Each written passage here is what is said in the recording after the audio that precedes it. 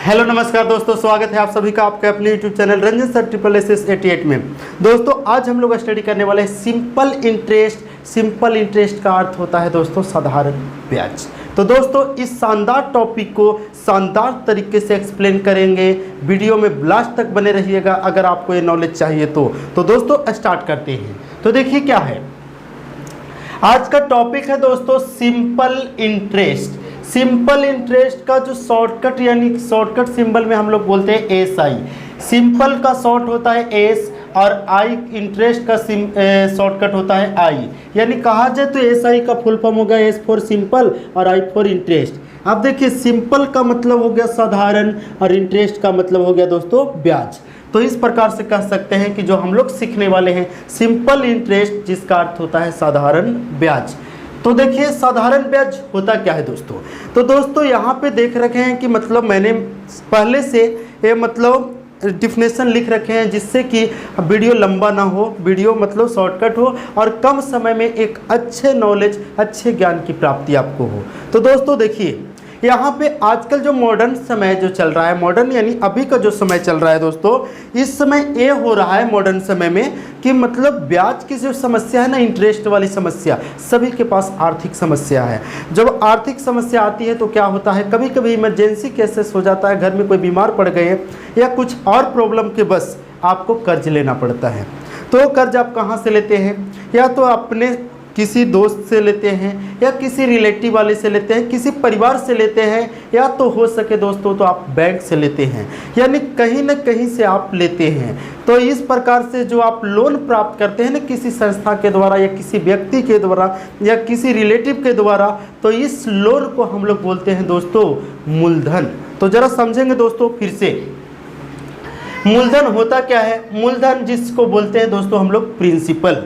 Principal होता क्या है, प्रिंसिपल को इंग्लिश में, प्रिंसिपल एक इंग्लिश वर्ड है दोस्तों जिसका अर्थ होता है मूलधन, और मूलधन हिंदी वर्ड है जिसका अर्थ होता है प्रिंसिपल। तो देखिएगा दोस्तों यहाँ पे, तो यहाँ पे जो प्रिंसिपल है इस प्रकार से, तो यहाँ पे प्रिंसिपल का मतलब क्या होता है, वह धन जो कोई व्यक्ति, वह धन जो कोई व्यक्ति किसी व्यक्ति या तो किसी व्यक्ति से ले सकता है, बैंक या अन्य वित्तीय संस्थान यानी जो फाइनेंशियल प्लेसेस है वहाँ से कर्ज के रूप में लेता है, लोन के रूप में लेता है। तो ये जो लोन के रूप में ली गई जो राशि है ना दोस्तों, उसको हम लोग बोलते हैं प्रिंसिपल यानी मूलधन। और मूलधन का जो संकेत होता है दोस्तों P, इसका फर्स्ट लेटर ही तो होता है।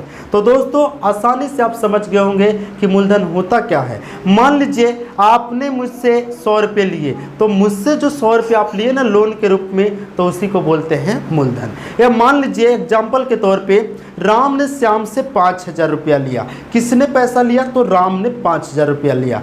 तो 5000 जो राम ने लिया, जिसने लिया उस पैसे को, उसके लिए वो 5000 रुपया मूलधन होगा।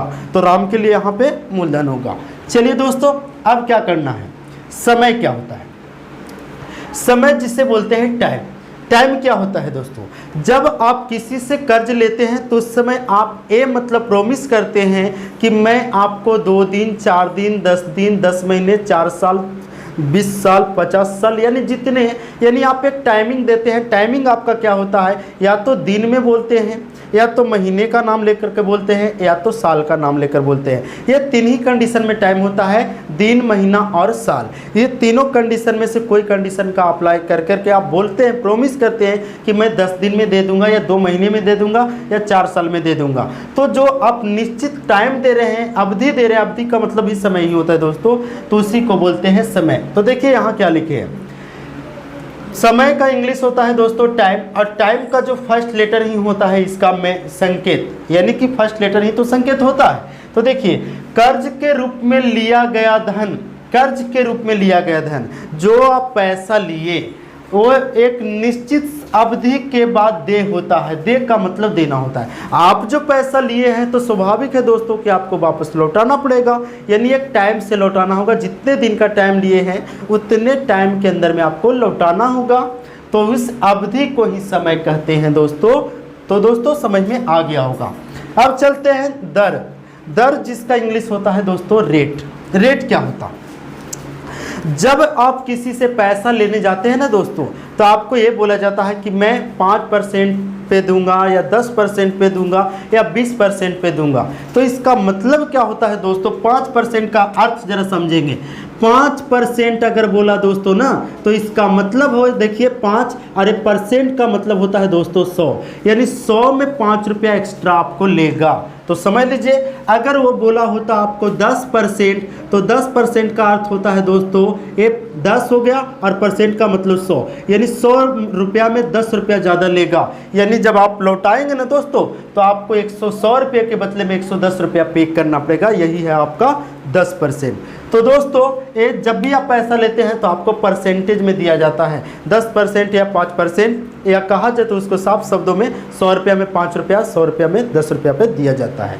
तो चलिए अब क्या है दोस्तों, परसेंटेज यानी रेट। प्रत्येक कर्ज एक निश्चित दर पे दिया जाता है, यानी उसका कुछ न कुछ रेट होता है, जिसे प्रायः परसेंटेज प्रतिशत में लिखा जाता है। यानी ऐसे लिखा रहेगा 10%, 5%, इस प्रकार से लिखा रहेगा। और जिसमें परसेंट लगा है ना दोस्तों, वो हमेशा रेट होगा, और रेट का जो सिंबल होगा आर होगा। कैपिटल या स्मॉल किसी का भी यूज कर सकते हैं। चलिए अब जरा चलते हैं दोस्तों, ये है क्या हमारा ब्याज। ब्याज का इंग्लिश होता है दोस्तों इंटरेस्ट, और इंटरेस्ट को हम लोग क्या इंटरेस्ट एक इंग्लिश वर्ड है, इंटरेस्ट का अर्थ होता है ब्याज। तो देखिए ब्याज वाली समस्या, ब्याज को देहाती भाषा में बोलते हैं सुद पे पैसा। तो देखिए कैसे करते हैं। कर्ज लेने वाला व्यक्ति समय समाप्ति के बाद, अगर जो व्यक्ति कर्ज लिया, चाहे आप हो या मैं हूं या कोई व्यक्ति कर्ज लिया, अगर वो कर्ज लेने वाला व्यक्ति समय समाप्ति के बाद, जितने दिन का टाइम लिया था उतने टाइम के बाद अगर वापस वो मूलधन के अतिरिक्त, यानी जितना पैसा लिया था उसके अलावा, मान लीजिए 500 लिए और आप उसे पे कर रहे हैं 600, यानी 500 से ज़्यादा पे कर रहे हैं, तो जितना आप ज़्यादा पैसा दे रहे हैं ना दोस्तों, एक्स्ट्रा पैसा, वही एक्स्ट्रा पैसा ब्याज कहलाता है। तो दोस्तों आपको समझ में आ गया होगा। कहने का मतलब है दोस्तों कि राम ने 5000 रुपया श्याम से लिया, और जब उसने लौटाया तो 6000 रुपये लौटाया, तो कितना एक्स्ट्रा हुआ दोस्तों, 1000। तो जो 1000 एक्स्ट्रा पैसा लौटाना पड़ा उसी को बोलते हैं ब्याज, यानी इंटरेस्ट। तो दोस्तों समझ में आ गया होगा। अब इंटरेस्ट का जो सिंबल होता है कैपिटल आई होता है दोस्तों, ध्यान रहे कैपिटल आई, इस प्रकार से। अब जरा चलते हैं दोस्तों मिश्र धन। मिश्र धन का मतलब ही होता है दोस्तों मिलाया गया धन। अब इसका इंग्लिश होता है दोस्तों अमाउंट। अमाउंट क्या होता है, आप कहीं पे भी कि कुछ मतलब करने जाते हैं, होटल में नाश्ता भी करने जाते हैं, तो मान लीजिए कि 10 रुपये के समोसे खाए और 10 रुपये का कुछ और खाए, तो आप पूछते हैं वहाँ पे जाके रिसेप्शन पे कि आपका कितना अमाउंट हुआ है। अमाउंट का मतलब टोटल मिला के कितना हुआ, तो अमाउंट का मतलब ही यहाँ पे भी वही बात है दोस्तों, टोटल कितना हुआ। अब टोटल कैसे होगा दोस्तों, तो देखिए यहाँ पे जरा सा, वह संपूर्ण राशि, यानी कि पूरा का पूरा राशि जो कर्जदार के द्वारा लौटाया जाता है, या मूलधन तथा ब्याज सहित लौटाई गई राशि को हम लोग मिश्र धन बोलते हैं। तो दोस्तों समझ में आ रहा होगा। देखिए यहाँ पे अर्थ क्या है दोस्तों, वह संपूर्ण राशि, यानी वैसा टोटल राशि, टोटल अमाउंट जो कर्जदार के द्वारा लौटाया जाता है। टोटल का मतलब क्या हुआ दोस्तों, तो उसको हम दूसरी भाषा में बोल सकते हैं मूलधन तथा ब्याज सहित लौटाई गई राशि को मिश्र धन कहते हैं। इसका मतलब है दोस्तों, अगर आपने 5000 रुपया लिया था और एक्स्ट्रा 1000 रुपया ब्याज हो गया, तो ब्याज और मूलधन जितना लिए थे वो और प्लस जितना एक्स्ट्रा पैसा हुआ यानी कि ब्याज हुआ, वो दोनों मिला करके जब देंगे तो 5000 और 1000 ब्याज होगा, तो 6000 रुपया पे करना पड़ेगा। वही 6000 रुपया दोनों मिला कर जो लौटाया गया उसको बोलते हैं मिश्र धन। तो दोस्तों समझ में आ गया होगा। अब दोस्तों आपको पूरी तरह से क्लियर कर देते हैं, एक बार फिर से रिवीजन कर लेते हैं। मूलधन क्या होता है दोस्तों, जब आप किसी से पैसा लेते हैं, जो कर्ज के रूप में पैसा लेते हैं, वही कर्ज की राशि आपका मूलधन कहलाता है। अब बात करते हैं दोस्तों आपका टाइम क्या होता है। तो जब भी आप पैसा लेते हैं तो एक निश्चित अवधि देते हैं, टाइम देते हैं, 10 साल, 2 महीने, 4 महीने, इस प्रकार का टाइम देते हैं, तो उसी को बोलते हैं टाइम, यानी उस टाइम में आपको देना होता है। उसके बाद होता है दोस्तों दर। दर क्या होता है, जब भी आप किसी से पैसा लेंगे तो आपको परसेंटेज के हिसाब से देगा, 10% या 5%। 10% का अर्थ क्या होता है दोस्तों, 100 में 10 रुपया एक्स्ट्रा देना पड़ेगा, यानी जब आप लौटाएंगे उस समय आपको 110 रुपया पे करना पड़ेगा। अगर बोला जाए 20%, तो 100 रुपये में 20 रुपया, यानी 100 प्लस 20 120 रुपया लौटाना पड़ेगा दोस्तों। तो देखिए ये परसेंटेज में लौटाया जाता है तो उसको बोलते हैं हम लोग, इसको बोलते हैं दर। अब जरा दोस्तों जानेंगे ये अपना इंटरेस्ट क्या होता। तो इंटरेस्ट होता है दोस्तों ये जो पैसा हम लोग एक्स्ट्रा पैसा देते हैं, यानी 5,000 के बदले में 6,000 पे करना पड़ता है, या 4,000 के बदले में 5,000 या 4,500 रुपया, यानी कुछ भी एक्स्ट्रा, यानी कितना भी एक्स्ट्रा क्यों ना हो, एक्स्ट्रा जो भी पैसा आप देते हैं उसको बोलते हैं ब्याज यानी इंटरेस्ट। अब चलिए दोस्तों मिश्र धन यानी मिलाया गया धन।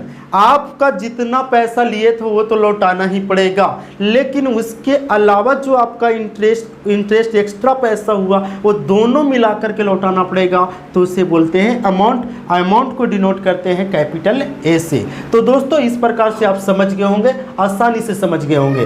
अब चलते हैं दोस्तों, इससे रिलेटेड कुछ फार्मूला है, तो फार्मूला को कैसे लिखेंगे जरा समझिएगा, जिससे नेक्स्ट वीडियो में हम आपको मैथ सॉल्व करके देंगे। तो दोस्तों कुछ फार्मूला जान लेते हैं जिससे कि नेक्स्ट वीडियो में मैथ आसानी से बन जाएगा। तो दोस्तों देखिएगा यहाँ पे कुछ फार्मूले हैं, सभी के फार्मूले हैं, जान लेंगे। तो देखिए P का, तो P का फार्मूला P फॉर प्रिंसिपल होता है दोस्तों। P का फार्मूला होता है I मल्टीप्लाई 100 और अपॉन यहाँ पे R मल्टीप्लाई T। इसका मतलब है कि इस प्रकार से I multiply 100 upon R multiply T का मतलब होता है दोस्तों ब्याज गुना 100 बटा दर गुना समय, इस प्रकार से होता है। तो देखिए आसानी से आप इस फार्मूले का अप्लाई कहाँ करेंगे देखिएगा, नेक्स्ट वीडियो में अप्लाई करेंगे दोस्तों। उसके बाद देखेंगे रेट का फार्मूला। तो रेट का फार्मूला क्या होता है दोस्तों, I multiply 100 upon P multiply T होता है दोस्तों। तो आसानी से इस प्रकार से होगा। उसके बाद क्या होता है दोस्तों, T का formula I multiply 100 upon P multiply R होता है दोस्तों। अगर यहाँ R होगा तो यहाँ T हो जाएगा, और यहाँ T है तो यहाँ R हो जाएगा, बस थोड़ी सी फर्क है दोस्तों। अब जरा जानेंगे इंटरेस्ट का फार्मूला। तो इंटरेस्ट का फार्मूला होता है दोस्तों P multiply R multiply T R upon 100, इस प्रकार से होता है। अब नेक्स्ट जानेंगे दोस्तों हम लोग अमाउंट का फार्मूला। तो अमाउंट इक्वल टू होता है दोस्तों P प्लस I, इस प्रकार से होता है। अब एक और फार्मूला है दोस्तों P का, जरा समझिएगा।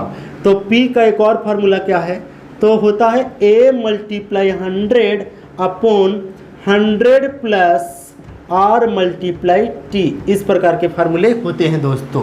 तो दोस्तों आप इस फार्मूले को लर्न कर लीजिएगा, जिससे कि हम नेक्स्ट वीडियो में इससे रिलेटेड मैथ को सॉल्व कर सके और आसानी से आपको समझ में आएगा। तो दोस्तों मिलते हैं नेक्स्ट वीडियो में, तब तक के लिए थैंक्स फॉर वॉचिंग।